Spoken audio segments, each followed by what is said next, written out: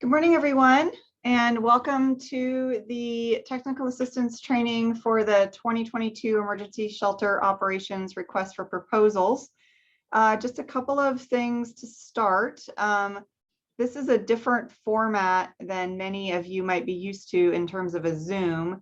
This is a webinar format rather than just a regular Zoom meeting. And so because of that, the functionality is a little different. And you will not be able to see yourself in video on the screen. Only panelists are able to do that. So don't be concerned if you can hear this, then you're connected and you are registered as a participant. We may have a few more folks joining us as we get into the call, and that is perfectly fine. We are hoping to be able to get this meeting done in a little over an hour. Our last technical assistance training, which we did starting at 9 o'clock, went to about an hour and a half. So we'll try to move through the first part of the information fairly quickly. And then Corey's going to do a demonstration on the new SurveyMonkey Apply platform.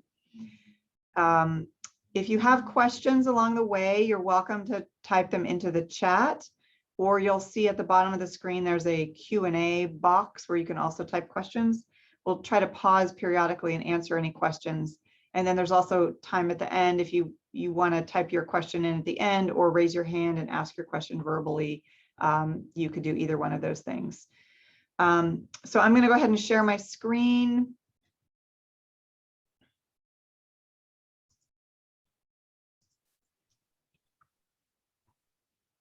And you should be able to see my screen now. We can. Great, thanks, Corey. So just want to be clear that this is the technical assistance training for the Emergency Shelter Operations Request for Proposals specifically. We had a different TA session earlier today for any organization that's interested in applying for funding that is not shelter specific. So this is specifically for shelters. Please make sure that your name is correct on your Zoom so that we know that you are here. I wanted to start with a quick round of introductions. I know most of you, I think, but there might be a few new people as well. My name is Kirsten Jewell, and I am the manager of the Housing and Homelessness Division for the Kitsap County Department of Human Services. Also have with me today Leah Nolden, who's our brand new fantastic contracts coordinator. She will be working with you on any contracts or amendments, also processes your reimbursement requests, and will be doing monitoring and technical assistance in the future. Leah, do you want to say hi or wave or something? There's Leah, yay. And then we have Corey, our fabulous program coordinator, or program specialist, who will continue to work with you on any HMIS issues, data quality, reporting requirements, quarterly reports, all of that kind of thing. Corey is available for help with those things, as well as just general technical assistance for programmatic issues. Good morning, everyone. Yeah, great to have an awesome team. Today we're going to cover some information that many of you who've applied for this funding in the past this won't be new to you. But we want to make sure we cover it for anybody who might not have applied in the past, and we want to make sure that everybody's familiar with the information, since it has been 2 years since we were accepting applications for this funding source. So we'll just do a quick overview of some of the background of the program and the funding streams, touch on the program cycle, and then look at the grant application and required questions. And then Corey is going to spend a good chunk of time explaining the new SurveyMonkey Apply platform, which is different than what we've been using for the past 5 or 6 years, which was Fluid Review. So the application platform is different and has some different nuances to it. So we want to make sure everybody's really clear on how to use that new platform. And then we'll cover the application review and awards process and how to get some help, and then take any questions at the end as well. So as you may be aware, the coordinated grant application process pulls together various different funding sources and tries to make it as easy as possible for our amazing community partners to apply for funds. We do try to target these funds very specifically through requests for proposals and notice of funding availability. We've sort of streamlined the funding so that the capital and affordable housing types of applications are that funding is available through the home request for proposals or the CDBG notice of funding availability, whereas the homeless services and shelter funding is available through our homeless housing and services NOFA or our shelter operations RFP. So there are 4 funding opportunities this particular cycle. The home RFP and CDBG NOFA are currently open, and the homeless housing services NOFA and shelter operations RFP will be opening shortly. So probably the biggest change for this year is that we have a new application platform, which is SurveyMonkey Apply, and this replaces Fluid Review. Other than that, we have really tried to keep things as much the same as possible as it was for the 2020 RFP. We know that a lot of other stuff has been taking up people's time and energy, and we want to make this as simple as possible. So primarily, you'll find that pretty much the application and the process and all that is the same, with the exception of the new SurveyMonkey Apply platform, which is a big change. Similar to the 2020 application cycle, we are again using a shelter bed rate model versus people competing for funding. So that is similar to what we did in 2020. So there's a certain bed rate and you get funding based on that bed rate, based on the number of beds that you're providing. Again, we'll combine funding from a couple of different funding sources into one application and into one contract. I want to be really clear with all of you because you're shelter providers. This application does not include the secondary layered on COVID-19 funding that we're currently providing to many of you. So that is a different funding source and is not competitive. It's different funding that's available through FEMA or the state or local funds, specifically focused on COVID-19 activities. That grant funding is not included in this application. And I know that that's going to be a little bit tricky when you get to filling out your program budgets. And so we'll talk a little bit about that when we get there. This sort of assumes a very basic level, kind of your base level of services that you have been providing before we were in a global pandemic. So as probably you're aware, we've got multiple different funding streams. Typically, you'll receive some homeless housing grant program funding, which is specifically for folks who are homeless. And the activities that we fund must be in the Homeless Crisis Response and Housing Plan that was most recently updated in 2019. Priority for these funds is given to projects that are serving people who are unsheltered, which is all of you as shelter providers. So you are a priority funding source, which is why we are able to do that bed rate model. And then some of you will also receive some affordable housing grant program funding. This is typically for operations and maintenance of shelter buildings. Again, you don't really need to worry about what funding source you're receiving. You just make a single application and then we'll sort out on our end what the funding source will be to pay for those activities. So we found that the 2020 shelter bed rate model, which was kind of an experiment, was working really well. We got a lot of positive feedback from all of you about that as well. So we will be continuing with that model for this funding cycle. That model includes shelters meeting certain minimum requirements. You can select different types of shelters, and those are defined in the application. Again, I know things have gotten a little confusing with the COVID and the 24-hour model and all of that.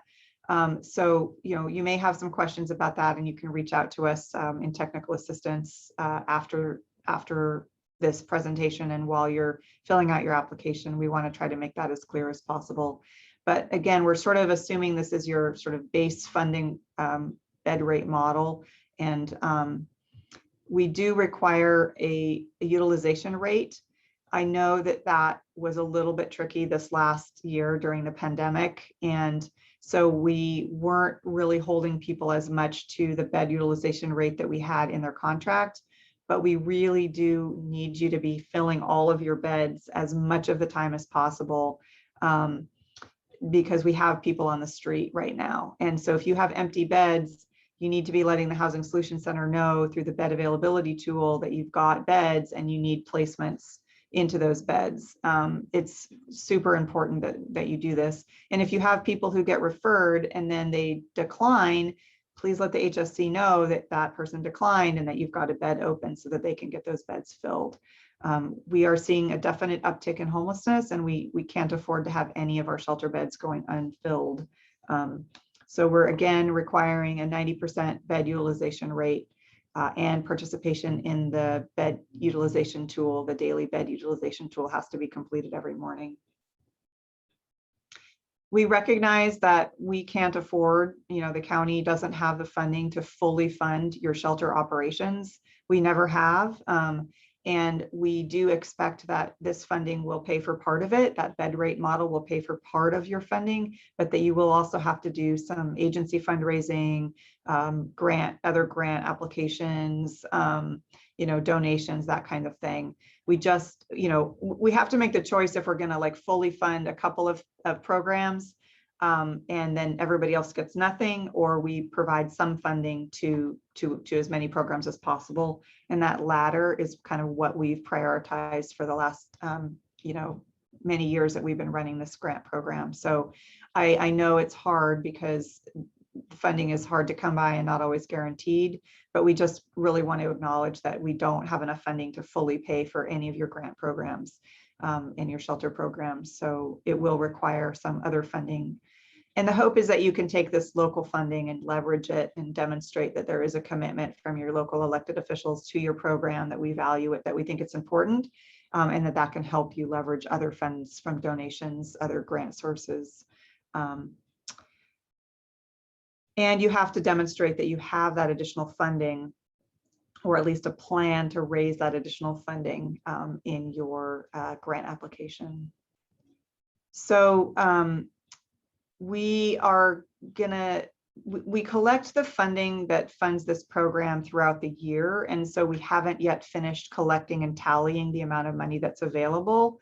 So we're using estimated bed rates that are the same as what we did in 2020. These may be able to be adjusted upwards in the fall, depending on when, what our collections actually end up being. But right now we just have to go with an estimate that's similar to what we were actually collected in 2020, because we don't have the real information at the moment. And we also anticipate, again, doing kind of a 2-year funding award. So the year one is what you're applying for now in the 2022 cycle. And then there'll be we anticipate there being a renewal process for 2023 funding. So you'd only have to do this application process, once, and then the next time you'd apply would be in 2023 for 2024 funding. There's a chance that this would be different if our funding picture dramatically changes and we, somehow have a lot more or a lot less funding available. We might have to kind of make some adjustments for our second year of funding, but this right now is our plan. Again, making less work for you, having to not do this application so often, less work for us in processing applications and contracts. So here's our application cycle. This was included in the request for proposals. For you, the most important dates are that the application for that RFP will open today by 4 p.m. It will be posted on our coordinated grant page. And your responses are due by August 12th at noon through SurveyMonkey Apply. And then we'll have a funding recommendations will be posted. We don't anticipate doing interviews for this process because of the bed rate model. So you don't need to worry about interviews at this time, but we will post funding awards, which will go to the commissioners then and be open for public comment, which closes on October 25th. that evening, the commissioners will consider these recommendations as part of a funding package that goes to them. And then we'll begin contracting with hopefully a program contracts in place around the beginning of next year. So similar to what we did with fluid review, there's two parts of your application. One is organization information and one is a program information. For organization information, you only need to submit this part of the application one time, no matter how many program applications you submit. So if you're, for example, your organization is planning to apply for CDBG funding or home funding or homeless services funding, you still only need to submit one organizational application information, only one part one application. And that includes applicant organizational information, your org chart, your board information, your agency financial information, and a bunch of policies that we review. We then review this to make sure that you're actually eligible for this particular funding program. And we look at your capacity to carry out the program, as well as your financial stability and your history of performance. If for some reason you are not eligible for this funding source, we will notify you that you've been disqualified and provide a reason for the disqualification. Part two, the program information is very specific to your particular shelter program. So you need to complete this and provide us with information about what kind of shelter you're planning to provide and what types of expenses you're applying for. These are all the same as they were in 2020. You can apply for building expenses, like the expenses that it takes to operate the building that your shelter is operating out of, as well as program operations, which are different, and then case management to help people stay sheltered and also find their next permanent stable housing situation. So you have to submit, again, a part two application for each program. If for some reason you're operating two shelter programs, you'd have to submit two of these part two applications. And you also need to make sure that you're in compliance with some of our requirements for participating in the shelter program, which is that you take your referrals through the Housing Solutions Center, that you're doing the data collection through HMIS that you need to do, coordinating with other organizations, and then the non-discrimination attestation, as well as the religious activities prohibition. And then we had been asking you to report on your prior bed utilization rate, but we've removed this question this year because we understand that everything was haywire with COVID. So we're not asking you for your prior year bed utilization rate, but we are expecting that you will have a full or 90% bed utilization rate going forward in 2022. You also have to demonstrate that you have a complaint process and that there's some staff training requirements. And then there's a new racial equity question that you'll also need to answer, which Corey will talk about a little bit. We also typically have asked about performance metrics in the past, and the two that were very relevant for shelters were specifically around length of time in shelter and destination at program exit. Again, COVID really messed up everybody's performance measures, and it was hard to get people to reduce the amount of time in shelter. It was hard to get people placed into placements after shelter. So we're essentially not asking for your past performance because we don't think that that's particularly relevant to your future performance, because hopefully we'll be moving out of this pandemic shortly. So the other thing that's happened is that the Department of Commerce has been directed by the state legislature to develop new performance metrics. And so we will be, complying with the statewide performance metrics as soon as we have those. And we will definitely be doing training on those and communicating with you about those and including those in contracts once the state has let us know what those new performance metrics are going to be. Hopefully that we are really hoping that they will be very tailored towards, what shelters and programs have the span of control over, because sometimes in the past the performance metrics have been very challenging because they're not things that we necessarily have a lot of control over. I do think that probably a metric that will continue to be the same in place will be, destination at program exit.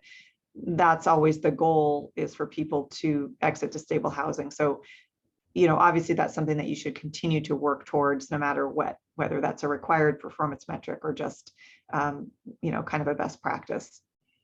So we have kind of done away with some of the required performance metrics for now, but those will be coming in the future. Stay tuned. And then there's also 2 additional performance metrics that are required. And I want to stress that these are what your organization is using to evaluate your own program success. So how are you knowing that what you're doing is working or not working or needs to be changed? And we actually look at these very closely. I think sometimes when we get these requests for proposal responses, they're sort of an afterthought, but these are actually incredibly important, because we want to know that your organization has a way of measuring your own success, that you're not just continuing to do what you do because you've always done it that way. How do you know that what you're doing is meeting your goals? And how do you know when something needs to be changed? So I really, really encourage you to pay very close attention to these additional performance metrics, and you have to provide at least 2 of those. And they are especially important this year because we are not asking for the required performance metrics at this time. So when the Grant Recommendation Committee Citizen Group is reviewing your application and trying to figure out if what you're doing is successful and valuable in the community, this is one of the things that we'll be looking at. You'll also need to submit program financial information. So the program budget, sources of financing, how else are you paying for the amount that the county is not able to pay for? What's your sustainability plan? And then making sure that you're filling out that budget form correctly. Only fill in the white boxes. We see so many applications turn in with incorrect budget forms, even after 17 years of doing this and trying to make the forms better and better every year. We really, please call us and ask questions if you don't know how to fill out the budget form or you're confused. Please only fill in the white boxes. Don't overwrite the gray cells, which are supposed to total things for you. And consult with your financial person about how to fill this out, because chances are our budget categories are not the same as the way that your organization budgets. And so you have to kind of make things match up. I've mentioned some of these frequent application issues. Again, the shelter program budget has to be correct, and the sources of financing needs to match the shelter program budget. We talked a bunch about performance measures. Make sure that you upload correct forms that are completely filled out. A lot of times people upload the blank templates, or they do a placeholder and then they don't have the form filled out. We really don't want to have to disqualify you from funding because you forgot to fill out some forms or upload the right things. Please upload the correct attachments. And then be really clear about what the program actually does and how the funds are going to be spent. This is really important as we evaluate your program. Pretend that you're telling somebody who has no idea who your organization is or what this program does. Try to make sure your application explains to somebody with zero knowledge of your program, what the program does. So I'm going to turn it over to Corey now, but before I do that, are there any questions before we get started on the second part? Go ahead and type your questions into the chat or into the Q&A box. Either one of those is fine. If there's any questions about anything we've said, anything so far, you can also raise your hand if you want to. Dana Walters has her hand raised.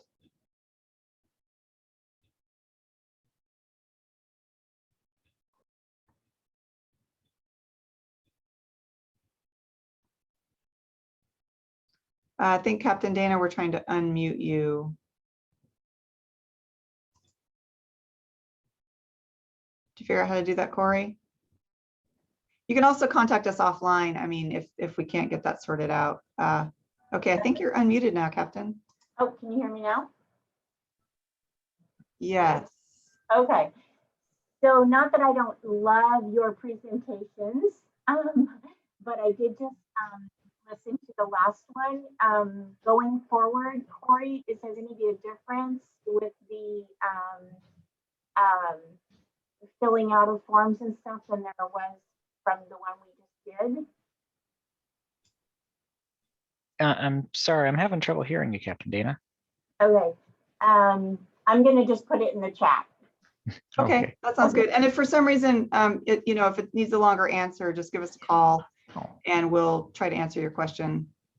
But the question was, if I am walking through how to use the website and fill out the forms, yes, I'll do a short demonstration.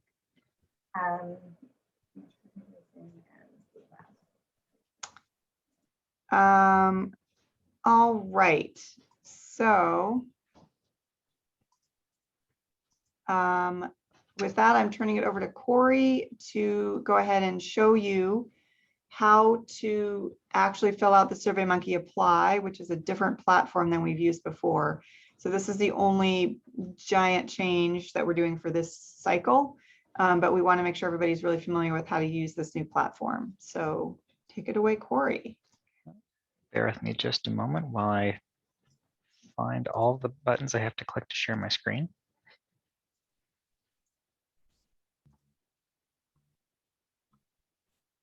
Okay, is this showing the coordinated Yes. grant application page? Yes, I can see your coordinated grant page. Thanks.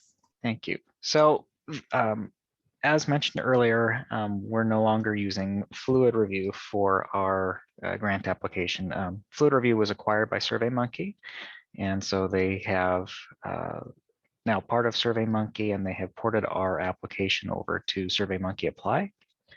I'm going to walk through as though, so sorry, let me back up. So in that process of moving our application, any of the existing user accounts that you may have previously had, if you've applied on Fluid Review before, are no longer active. So you'll need to create a new account on SurveyMonkey Apply. So I'll walk through how to get to our application website, how to create a user, and then how to go through and find the applications that you need to start and complete. So I will start you first at our coordinated grant application process page. This is where you can find all of the information for the CDBG, RFP and NOFAs, and for our Housing and Homelessness Division, Shelter RFP, and Homeless Housing Services NOFA. I will include the link to SurveyMonkey Apply here later this afternoon once that application has opened up. For right now, I can use this link to go to SurveyMonkey Apply. Oops. Now I want to do that actually in a different window.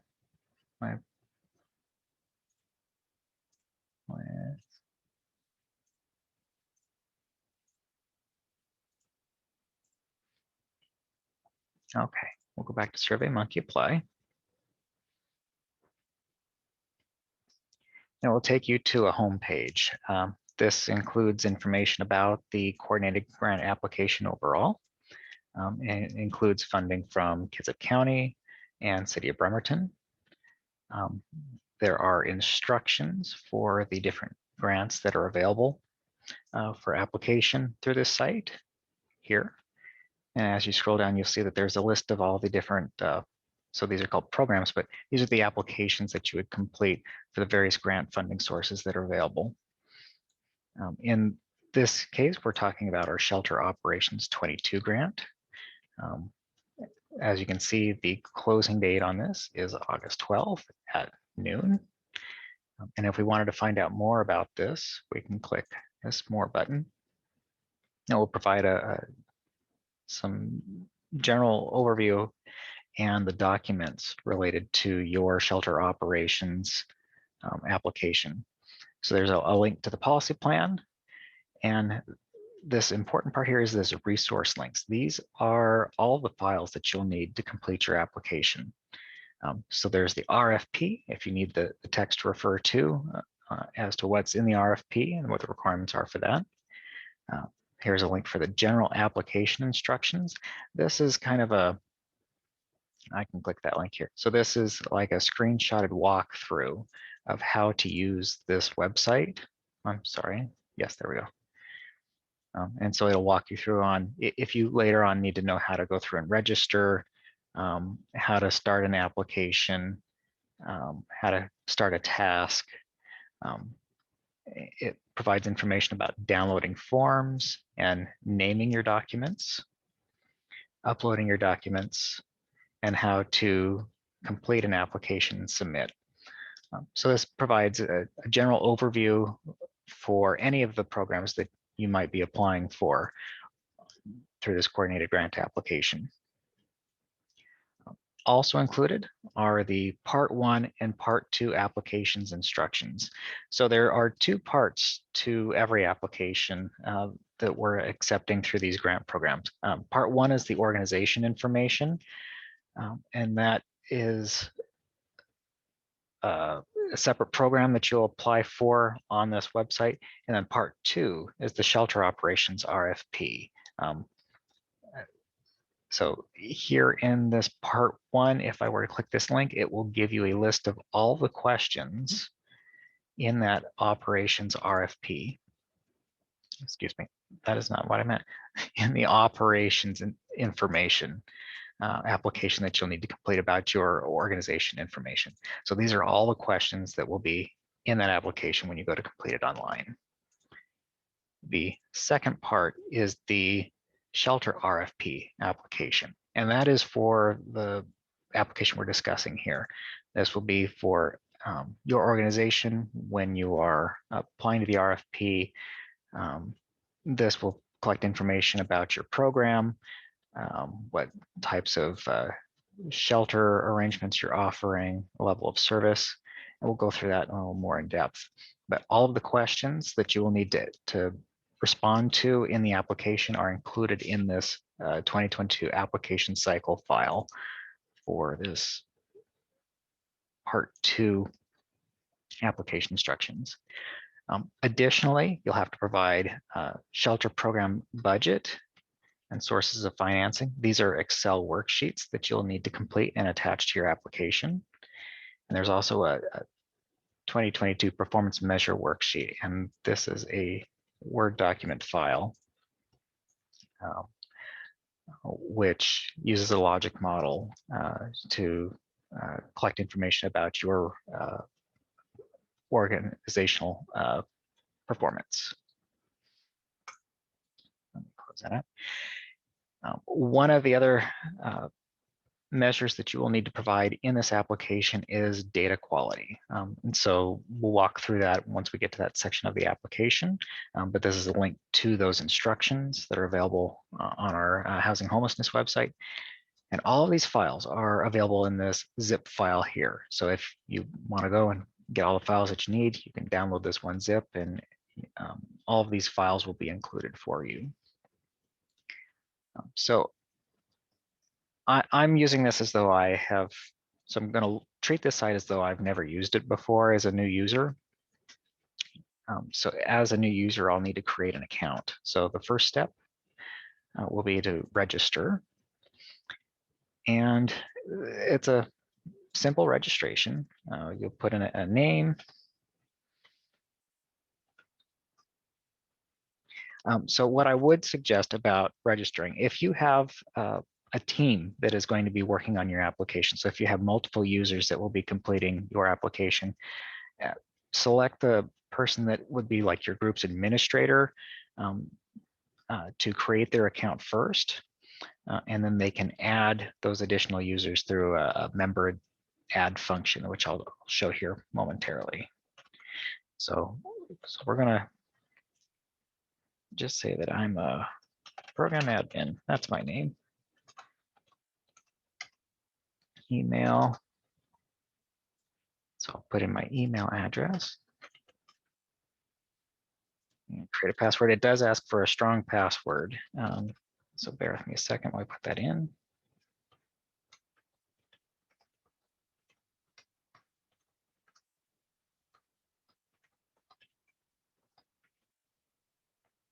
And verify that you're not a robot.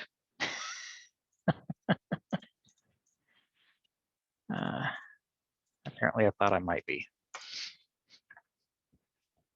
Okay, and so now I have created an account on SurveyMonkey Apply, and I can continue to the site.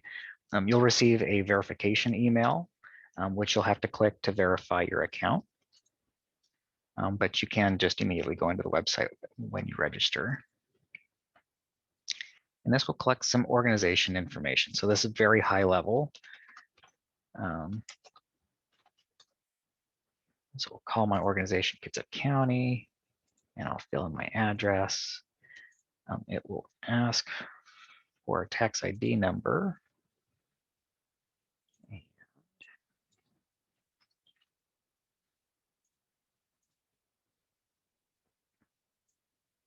So I'm just going to copy this valid number here.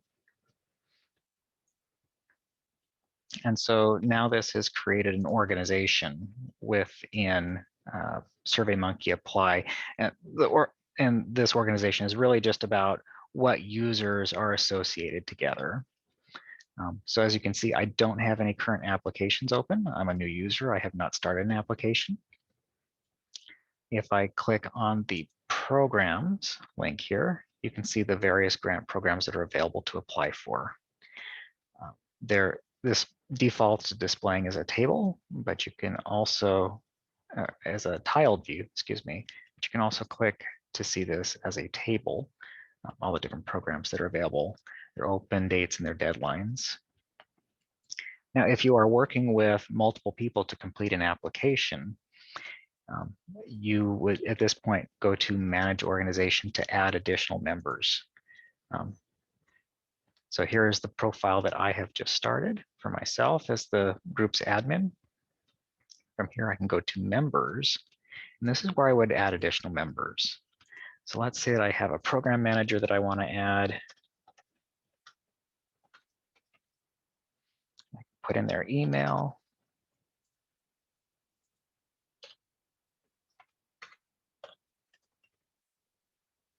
And then here you could set their roles, non-administrator or organization administrator. Non-administrators have lower permissions levels. The organization administrator can create new users or assign new users to their group as well. So we'll leave this right now as a non-administrator, and we will add this person. So now under our organization, we have two users. We have program admin, which is me currently, and then program manager. The program manager will now receive an email with a link for them to go in and set up their account. So that is how you add new users to your app, to your team. And then I'll show you how to add those users to your applications momentarily. So we'll go back to programs. So for anyone that is applying for this shelter operations RFP, there are two parts to the application. The first that you'll need to have is this organization information. Every applicant will need to have this application completed. So we can go in here and click apply.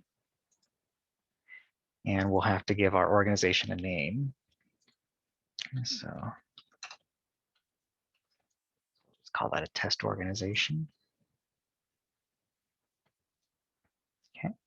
And from this page, here is the name that we have given our organization information. Here is our task. So this is where we would actually go to complete and input our information for this application. I'll demonstrate that momentarily. And over here is where we can add team members. So if we had multiple people working on this task, this organization information 22, I can go to add a member or team. I can pick my program manager that I have added on to my organization.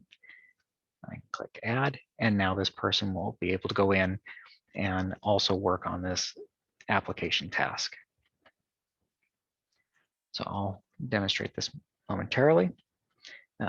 So there will be a kind of a definition of the application that you are filling out here. What is important to pay attention to is this resource links. This will include the files that you need to complete this application. So in this case, this application instructions 2022 organization information is a copy of the questions that are asked on this application. If your application has other files that are needed to be completed and attached, those will be listed here under the resource links section at the beginning of the application. Okay, so that is just how you start an organization information application. Now we'll also go and we will start our shelter operations RFP application. And here's kind of an overview of this grant.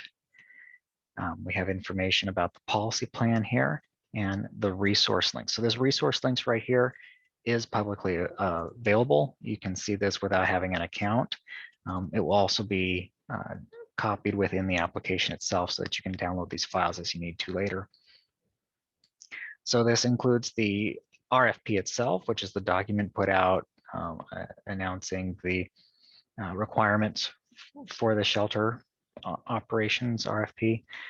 There's a general application instructions. This is kind of like a walkthrough of how to use the SurveyMonkey website. It includes pictures. The part 1 organization information application, which we had just started an application for momentarily ago, but the instructions for that are included here, as well as the application instructions for the shelter operations RFP. If I click this link, it'll download this document. And this would be all the questions that this online application will ask.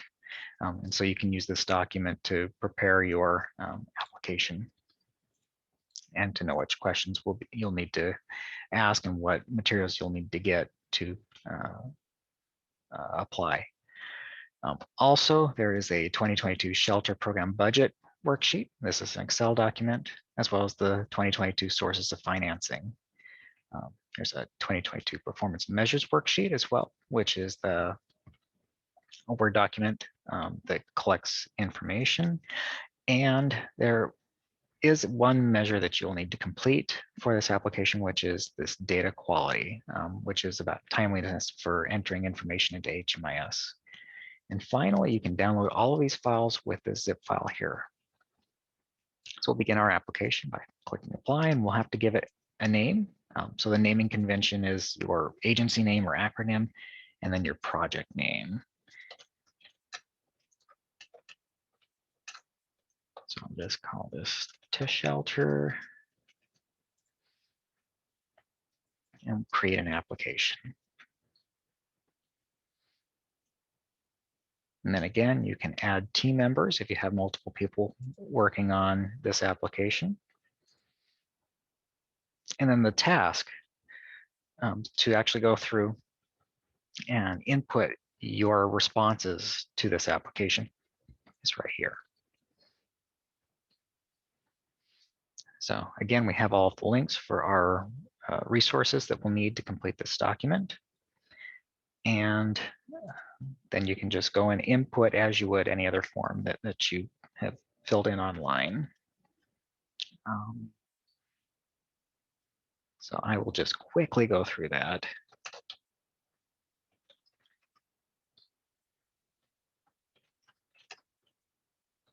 So I'm just going to do a very quick example of this. Bear with me for a second.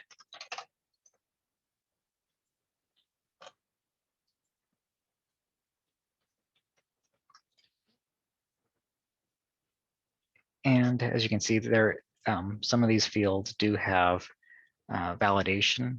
So in this, for example, this field here is requiring a word limit of 100. So if I am typing here, you can see that the number of words entered in them is 2 for this. And once you hit the maximum amount, it will just produce an error if you go beyond the 100 word limit. So we'll say we're doing 20 shelter beds, and we'll say that this is a drop-in shelter. We'll put in our agency information.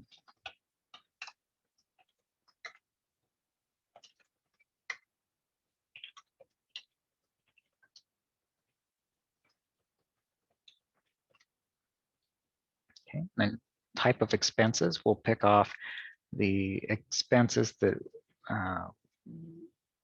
we'd like to, that we're asking funding for our shelter. So in this case, we'd be looking, this will depend on your shelter and what kind of expenses you are indicating. But in this example, I'm going to say that I'm going to look for shelter operations O&M, shelter program operations, and for case management. We'll provide a program summary.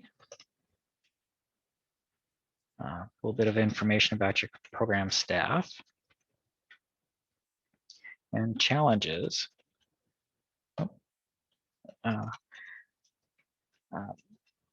Such as having a difficult population to reach, like a stable funding, difficult to measure, whatever your organization has for challenges. I'll go on page 2. We're into program requirements. And so these are your responses to requirements that this grant has for using the coordinated entry for referrals.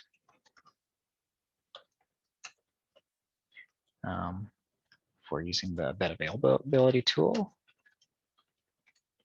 So now we'll just go through here for data collection. So I'm just I'm skimming through these. I'm just filling this in just so I can walk you through what this application looks like. Of course, your entries are going to be more substantial. I just want to show you what happens once you get to the end of an application. So that's why I'm walking through each step here.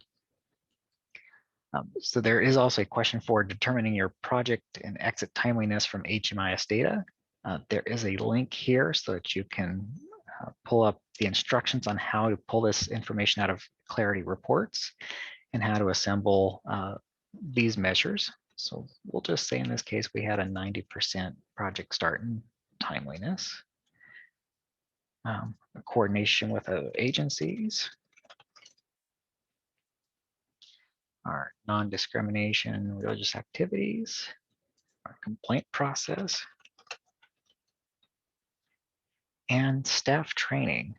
We have a couple of additional staff training pieces that we have added into this selection of choices this year. We've included racial equity and gender identity as trainings that you can check off, or you can also add other trainings as they apply. And then you can describe any of the other trainings or that are required for staff that are working directly with shelter guests here.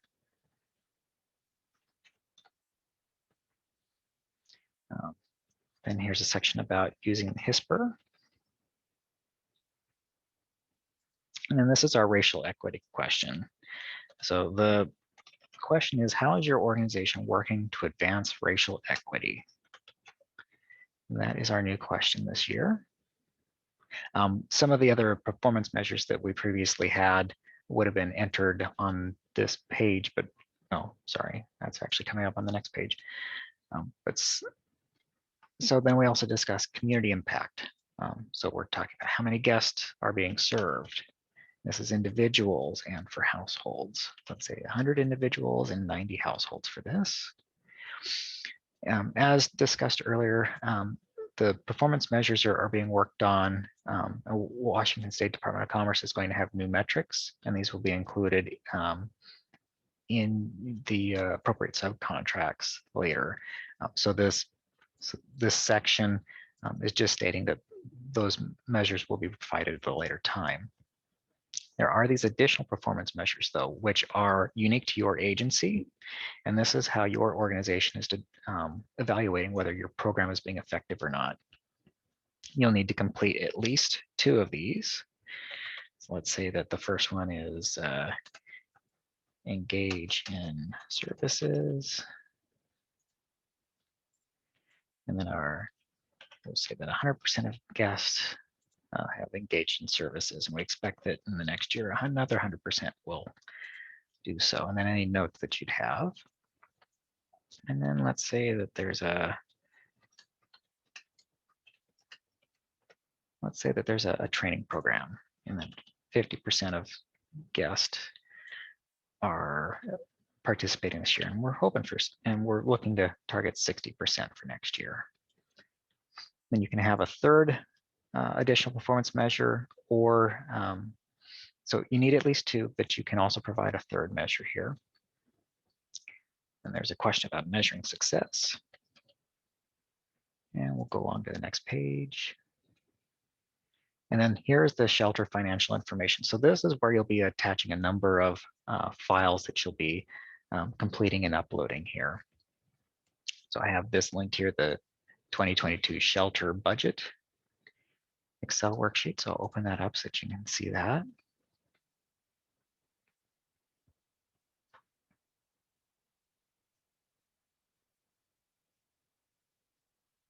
Okay. So it'll start off on the instructions page. There are instructions included in this workbook so that you can understand how to complete this budget form.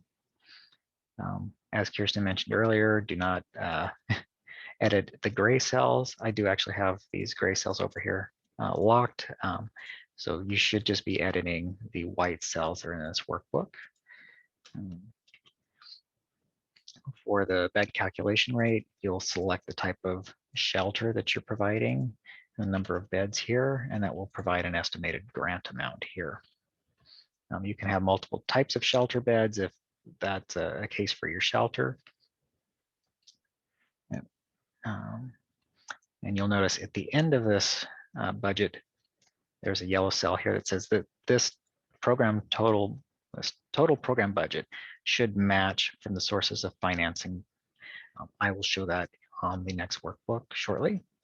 You'll also need to make sure to enter this field here, which is the annual number of individuals the shelter serves. And you'll put that there.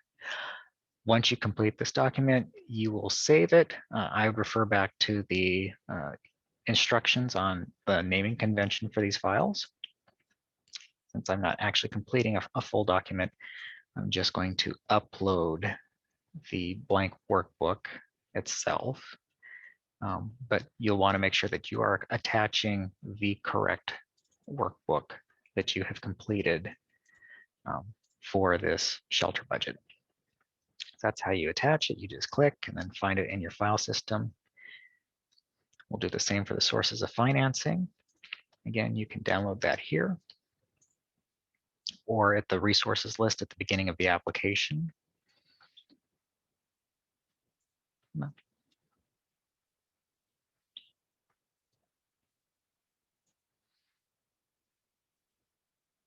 And here is the sources of financing workbook that you will need to complete. And again, at the very end here, this total amount here should match in this yellow cell should match the total amount that is on your program or your shelter operations budget worksheet that you complete and attach as well. And so I will attach that file here. Sources of financing. And that file is now attached. Funding commitments. This one depends on if you have this documentation provided or not. If no, you can skip this question. We have work and fundraising, sustainability, and any last words. So once you have gone through and completed your application, you can mark this as complete. And you can always save and edit and return to this anytime without completing the application. You can, spend weeks working on this. You can have multiple people log in and work on this. I know that with Fluid Review that we had wanted people to have one person log in at a time. I do not know if that continues to be an issue on SurveyMonkey Apply or not. So that was the guidance before, was just to make sure that if you have somebody editing your application, that you have one person doing so at a time. Once you've marked it as complete, you will get you'll be able to review your entire application. It's all on one page. You can read through everything. You can go through and take a look and download your files, make sure that you've attached the correct files. And once you are satisfied with your application, you can hit submit. Up until this point, your application has not been completed. It's not been submitted. So in order for us to count an application as, in order for us to consider an application complete, you must have to submit both the shelter operations RFP and the organizational information. So here I will submit. I will ask you for confirmation that you're ready to submit, and I'll hit submit.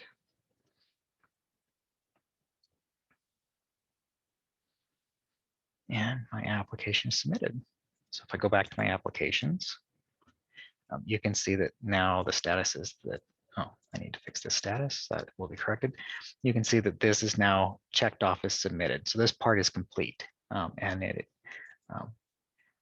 This test organization, you can see I still have this test complete. In order for your application to be considered complete by the deadline, you need to have both pieces, the organization and the shelter operations, both saying submitted. They both need to be complete. Now, if you submit and you find out later that you need to go and make some changes, you can continue making changes up until the deadline. So for example, if I found out that some of my staff were changing, I could go in here to this test application. I can go into this task. And then from this 3-dot button here, I can now edit. And I can go back and correct my application. You won't have to resubmit since it's already submitted the first time. Those changes will be recorded up until the deadline. After the deadline, you will no longer be able to edit, but you'll be able to view and download your application. Okay. And I just want to check my slideshow to see if I've covered everything. I believe that is what we needed to review.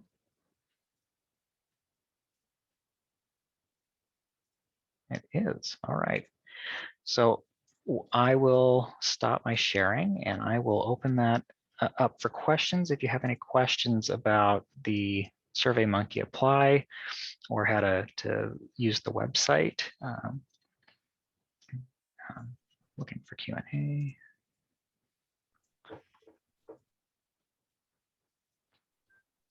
All right. So again, I'm open for questions. You can raise your hand or type that into the Q&A box if you have any questions about using the website to submit your application. And of course, you can always get technical assistance during the application period as well, if you have questions as you go along. Yes. So not seeing any questions, we will just quickly go over the last section of our presentation and then have an opportunity for questions at the end.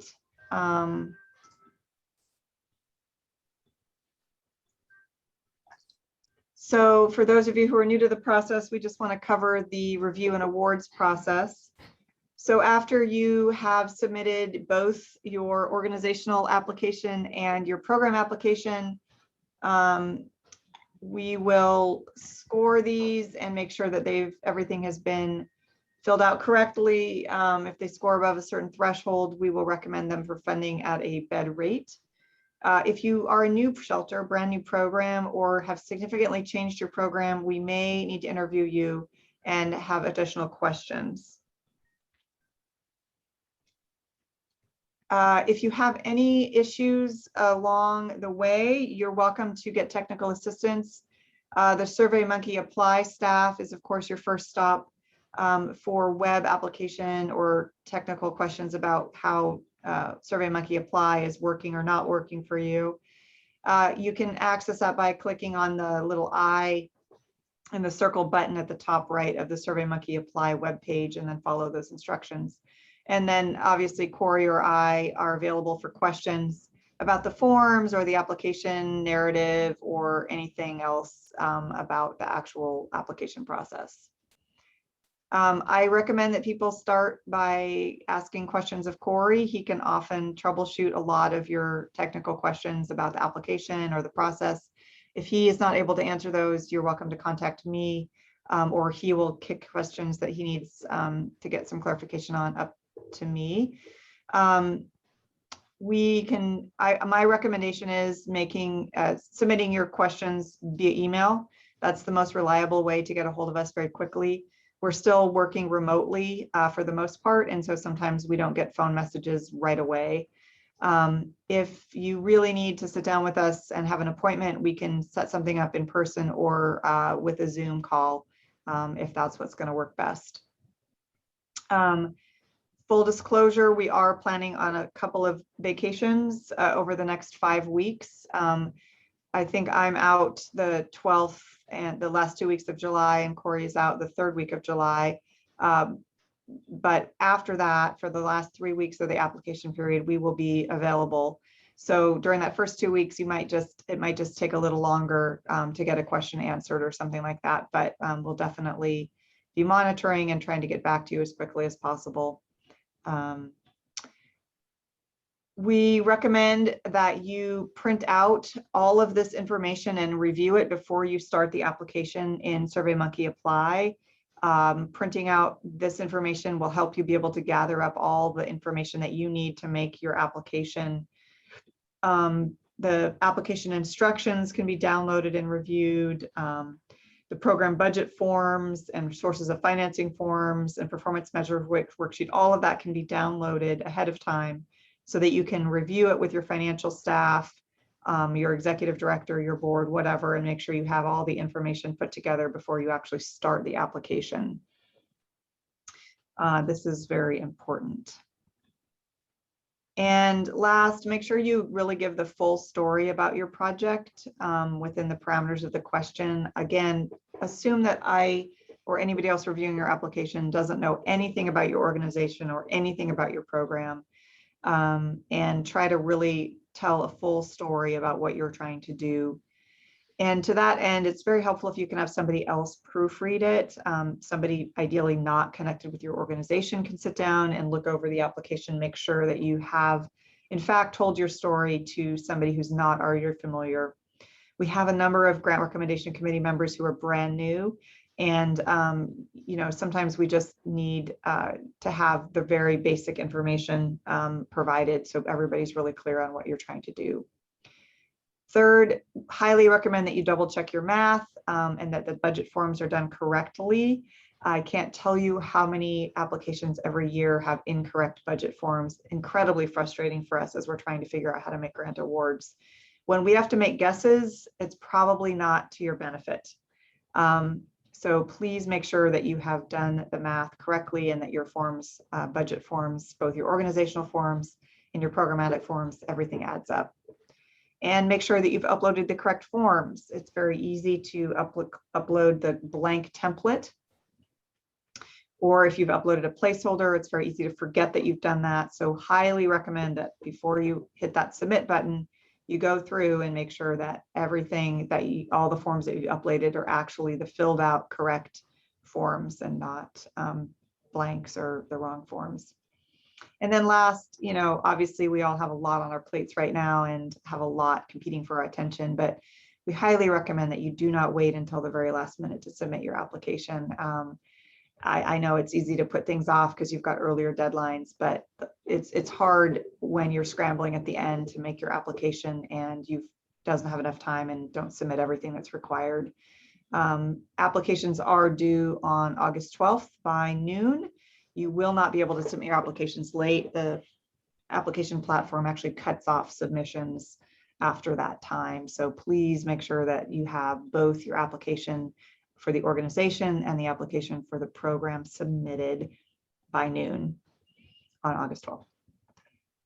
And if you need resources, there's a couple of resources available through the Kitsap Regional Library and the Foundation Center. They can help with grant application, general information, as well as other grants that you might be eligible to apply for. Sometimes that's helpful to make up the difference between what the county can afford to pay and the, what the cost of your program is. The application will go live this afternoon by 4 o'clock. So you can start applying as of 4:01 this afternoon. And we, again, and this application link will be posted on the coordinated grant application webpage, as well as these slides. And if we can, a copy of this presentation. We are not sure how that's going to work to upload a presentation, but if it's possible, we'll also make this available in case you want to revisit any of Corey's awesome explanations about SurveyMonkey Apply. And lastly, again, I can't stress this enough. If you want to make sure that you're not missing information about the grant application cycle, you really need to sign up for the Kitsap County electronic notification system through GovDelivery. We are not going to necessarily email out to applicants all of the information about any changes that happen or reminders. We don't know who all is applying, staff changes in organizations, and we aren't always tracking that. So if you don't want to miss out on any up-to-date information about changes or deadlines, you really need to apply, opt in to the GovDelivery notification system, and then make sure that notifications are not going into your junk mail. It's an opt-in system, so you have to tell us that you want to receive these notifications and not rely on us to email you information, because that is not a reliable way to be getting that information. So if you haven't already, I suggest doing that right now. And with that, we're almost ready to wrap up. Are there any questions that we can answer right now about anything that we've talked about? You can choose to raise your hand and then we can unmute you, or you can submit your question to the Q&A box. Looks like there's a question from Felicia. If we submit early, will you review it and give us feedback? No, we will not do that. We don't have time to pre-review a bunch of applications. If you have specific questions about, what are we looking for in answering a question, the first thing you should do is review the instructions. And then if you don't understand, you can contact us to get some technical assistance. But we don't have the staff capacity to kind of pre-review applications. Sorry. Any other questions?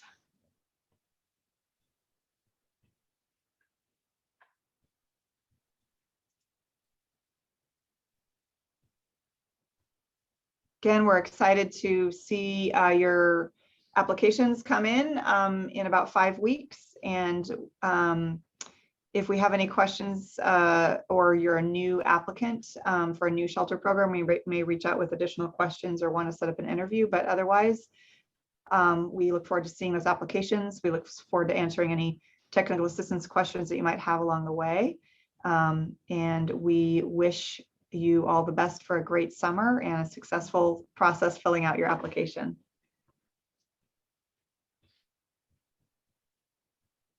Thanks, everybody, and we'll see you next time. Bye-bye.